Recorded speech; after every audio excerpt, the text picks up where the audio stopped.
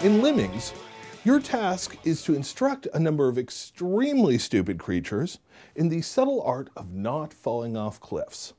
At first, of course, you'll fail, and every time one of your little charges falls to its doom, turning into pixelated paste, your heart will develop another hairline crack. But after a while, you get used to it. And then you start to kind of enjoy it. In Animal Crossing, you actually start the game out in debt to a raccoon. So the game involves doing menial labor to pay off your unreasonable mortgage, a theme that I'm sure is very popular nowadays.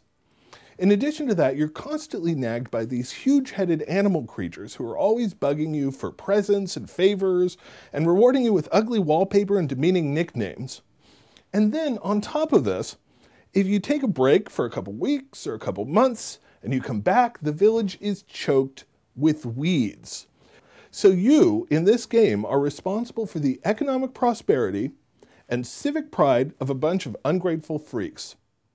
I imagine it's a lot like being on the Berkeley City Council. Now let's face it, every hour spent playing a video game is obviously an hour you could spend doing something else.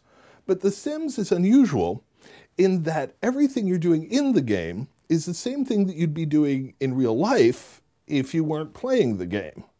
Things like working, or making friends, or going to the bathroom.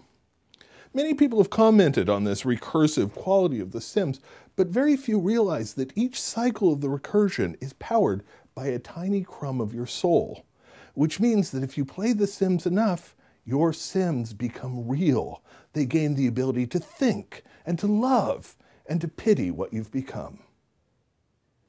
Nintendogs is a game where you take care of a puppy that never grows up. You feed it, you walk it, you play with it forever. It never ends. I took a break from Nintendogs after I played it for a while, and I could never bring myself to go back.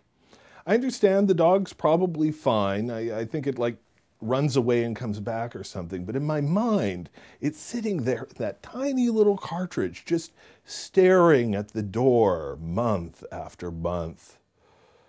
I just can't face the dog again knowing what I've done to it. Anyhow, World of Warcraft has 3 distinct levels of guilt. It is a guilt parfait. To begin with, it is a huge time sink. There are just hours and hours to be sunk into it, saving the world from interdimensional demon creatures or roving undead or possibly woodland animals, depending on your level. Secondly, even after you've spent all this time on it, you're never going to do everything in the game. You're not going to play all the classes or do all the quests or get all the pets. They recently added achievements to the game, which for me is just a big list of everything I'm not going to do.